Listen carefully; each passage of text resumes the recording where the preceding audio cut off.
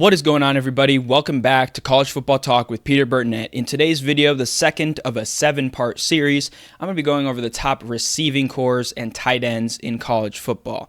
But before I get into it, if you go on to enjoy this video, please feel free to leave a like, consider subscribing to the channel, and turn on those post notifications so you're always up to date whenever I upload. But getting right into it, I'm going to be going over the top 5 tight ends first because I don't think many of these tight ends have as big of an impact as maybe some of the wide receivers, but I am going to factor when I go over my receiver rankings, the tight ends somewhat. So with that introduced, and also I don't think the tight ends that I have don't all kind of tie in, I guess, to the top receiving cores, except for my number 1 tight end. But starting things out at number 5, Tanner Kozel at Houston. He is a transfer via Wisconsin and Ball State. He has some of the best hands as a receiving tight end. Coming in number 4 is Jake Endries. He's at Texas, a transfer from Cal. I expect him to make a really big impact for the Longhorns this season. He's going to be somebody for Arch Manning to go to in the passing game.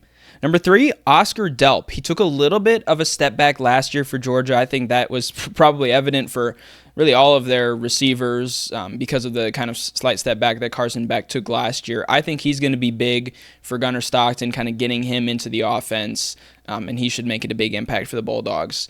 Then coming in at number 3 is Eli Stowers from Vanderbilt. He, again, is one of the top 5 tight ends in college football. And the number 1 tight end is a big pickup for the defending national champions. Max Clare out of Purdue put up some really good numbers for the Boilermakers. I'll pop those up on screen here, and he's going to make a big impact in the Buckeye passing game this year.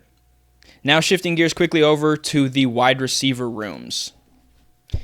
At number 5, this one might be a little bit of a surprise, but I think their top guy is a really good receiver, and they're bringing in a couple of excellent receivers as well. That's Auburn. They have Cam Coleman is their starting wide receiver. He had 37 receptions, 8 touchdowns last year, and was part of a top 30 passing game. They're also going to be bringing in Eric Singleton from Georgia Tech. He had 104 catches in 2 years, and Horatio Fields from Wake Forest. So if they can get transfer quarterback from Oklahoma, Jackson Arnold, kind of on the right page with these receivers, I think Auburn could actually be pretty dangerous in the passing game this year, especially because of Cam Coleman and these additions that they're making. Coming in at number 4, I think Jaden Greathouse is a really good wide receiver, and he stepped up in those big games. That was something that Ryan Williams did not do as much, and I also think being joined by Malachi Fields makes for a really good wide receiver room there in South Bend. And so I think I have the Fighting Irish here. Jaden Greathouse, again, he had just shy of 600 receiving yards for 4 touchdowns. Again, those numbers don't quite stack up, but they've also got Jordan Faison as well. They had a lot of receivers that kind of really spread the wealth around. It wasn't necessarily one guy, but instead, kind of a bunch of guys who contributed to the passing game. Coming in at number 3 is Alabama. Now, you might think they're a little bit low, but when you look past their top receiver, they don't line up quite as well against some of these other teams I have ahead of them. They've got, obviously, Ryan Williams, who I think also, I don't want to say he's overhyped because I think he is a really good wide receiver, and the fact that he was so young last year and excelled so well is something to recognize and acknowledge.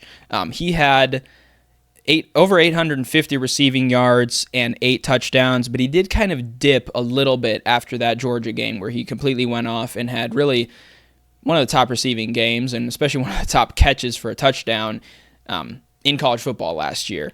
He's also joined by Jeremy Bernard, who had just shy of 800 receiving yards, and he added 2 touchdowns. So those 2 guys are really good wide receivers for the Crimson Tide, but I think they're a little bit behind some of these other teams I have here.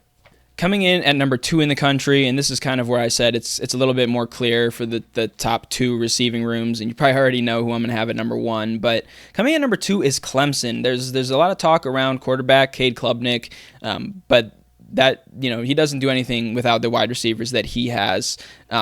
He has all 3 of his leading receivers from last year coming back, which is huge. That continuity is something that the number 1 team actually doesn't have as much of. Antonio Williams last year had over 900 receiving yards and 11 touchdowns. Bryant Wesco Jr. had over 700 receiving yards and 5 touchdowns. And like Wesco, TJ Moore also had 5 touchdowns to go with 650 receiving yards. So this is a really good receiving room. They've got some really good experience. Even their tight end, Olsen Pat Henry, is a guy who could make an impact as well. So I think Clemson has probably the second best receiving room in the country. But there is no receiver better in college football, and because of that and because of the success that they've had at this moment, no better receiving room than what they have in Columbus, Ohio. The Ohio State Buckeyes have obviously the best wide receiver in America, Jeremiah Smith, coming back this year.